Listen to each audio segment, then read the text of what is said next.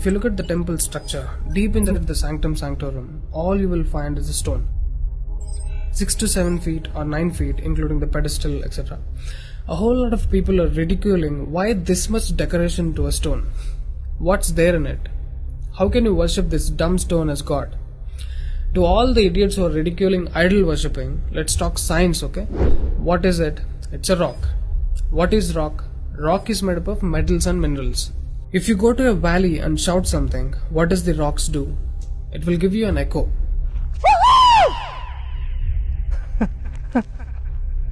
It's an open place. The sound travels, hits the rock and throws it back. This phenomena is called echo and it's scientifically proven, everybody knows it. Depending on how loud you send the sound waves, accordingly rocks will throw back an echo. Every rock, that's why you will hear 2-3 sounds at different intervals. Visually you cannot see what's happening, but you can hear it. This is in open space. Imagine if you're doing it in a closed place. What would be the amount of echo? Obviously much more than the open space. Let's get inside the temple. You will find a linga or a statue made of a rock. And it's placed in a closed wall structure with a Galigopuram on the top. That means a pyramid structure with a tip pointing to the sky. There will be no ventilation. Tight packed and covered with stone walls to a precision where even the light cannot enter. Now, people send some sounds to the rock. Not just today, it's been practiced since thousands of years. They are sending some sounds to the rock continuously, right from the morning to afternoon to evening till night, every day. We all know that sound has a form.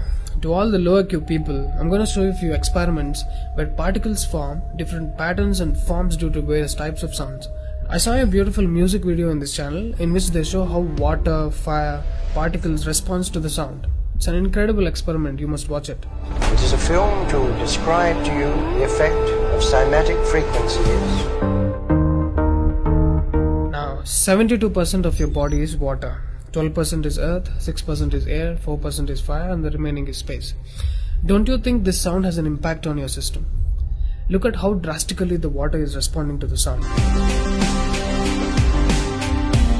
Similarly, fire. In fact, everything in the cosmos responds to the sounds. That's why yogis of the past have always said sound is the basis of existence. Every form is a certain reverberation of sound.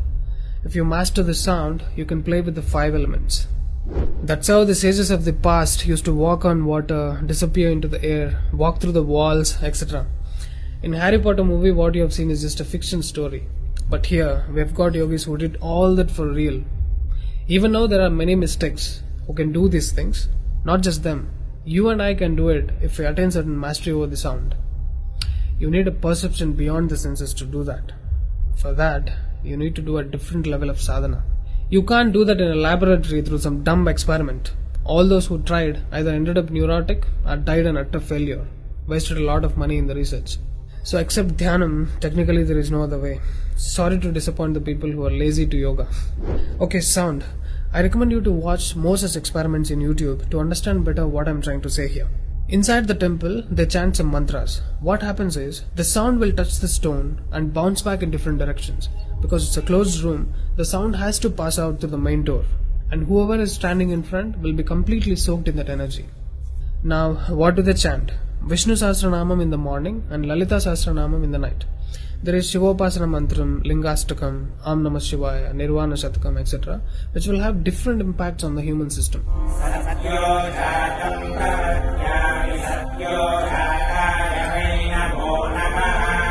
I really wanted to check what impact these sounds have on the human system. So I went to a neurosurgeon to really experiment and document the impact of these sounds on the human brain, the human system.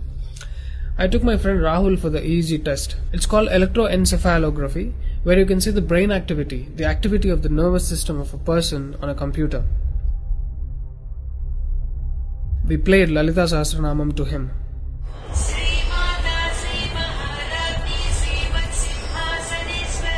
Rahul, relax your face.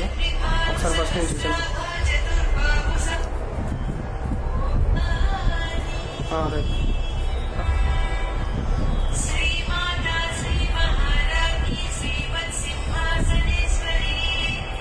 The kind of parasympathetic differences that he's getting is anonymous. Oh my god, then I understood. These sounds are engineered in such a way that the rhythm of the chant will go inside your parasympathetic nervous system and will put you into deep sleep within 3 to 5 minutes. First thing is, the chant is some thousands of years old. How could these ancient sages know that these sounds impact the parasympathetic nervous system? This they do it in the night. And in the morning they chant Vishnu Sahasranamam, the 1000 names of Bhagavan Vishnu. And again, these sounds are engineered in such a way that it will wake you up to a peaceful and refreshing state of mind. I'm sure most of you are suffering with painful wake-ups, with such an irritated mind that you can't sleep and you don't enjoy waking up. If you listen to Vishnu Sahasranamam in the morning, it will clear all these clutches in the brain and you will be super fresh when you wake up. Even today you can go and check in Tirupati temple. They will chant Vishnu Sahasranamam in the morning and Lalita Sahasranamam in the night. This is a clear science evolved and being practiced in temples. Even now in most of the temples they're still doing it without knowing why they're doing. I went and asked one of the priests in my hometown. He said, no, they're doing it since so many years.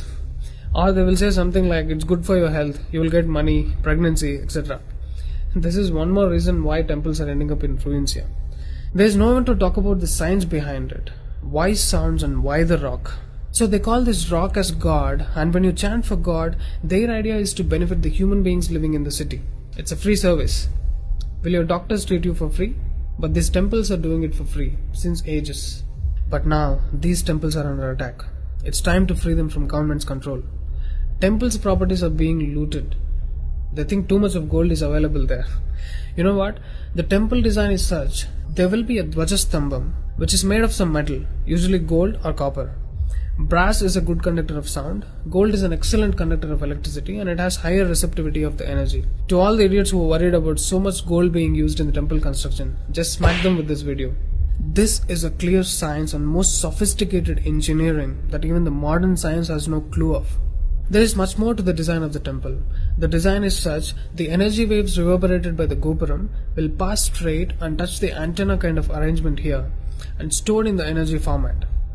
People are supposed to touch it. A lot of people touch their heads without knowing why they are doing it. And then you are supposed to walk into the space which is filled with this energy transmitted by the rock inside. Doesn't matter whether you are a Muslim, Hindu or a Christian, you can't escape the energy. You will be basked in the glory of that energy. You can actively feel the difference after you pass through the path.